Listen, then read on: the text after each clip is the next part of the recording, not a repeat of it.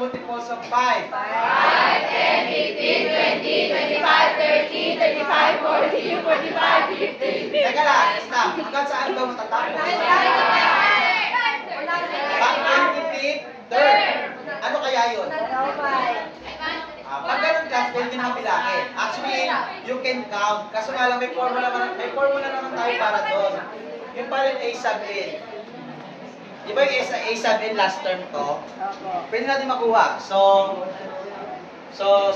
A sub N as a formula. Para makuha natin yung last term.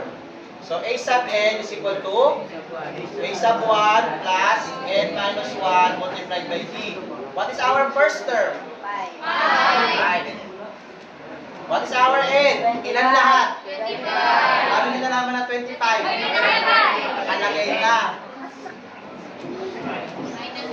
How about D? Common difference? How did you know? 10 minus 5 and 3 minus 10. Kuha. So our AN is equal to 5 plus 25 minus 1, 24 times 5. O, 25 na lang times 5. Di ba 125? Minus 5.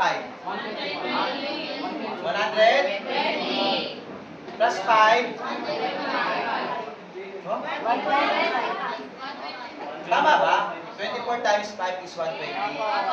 So, ibig sabihin, yung ang sequence natin class ay 5 plus 10 plus 15 plus dot plus hanggang 125. Auto class, you can write all. Kung bayani kayo, okay lang yun. Pwede yun. Kahit wala na to, okay lang. Pwede nyo isulat yung 5, 10, matutumakan dito sa 125. Eh, kami, kasi pag kami mag-solve, pwede na to. Ayan na ba yung sagot? Ano ba yung hihingi? So, ibig sabihin, kailangan may i-add tayo. I-add natin lahat yun.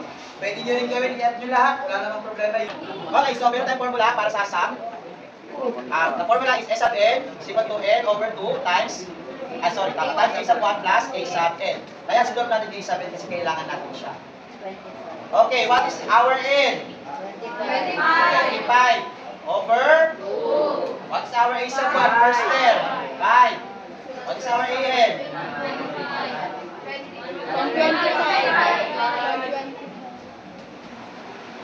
12.5 times 130 o 130 times 12.5.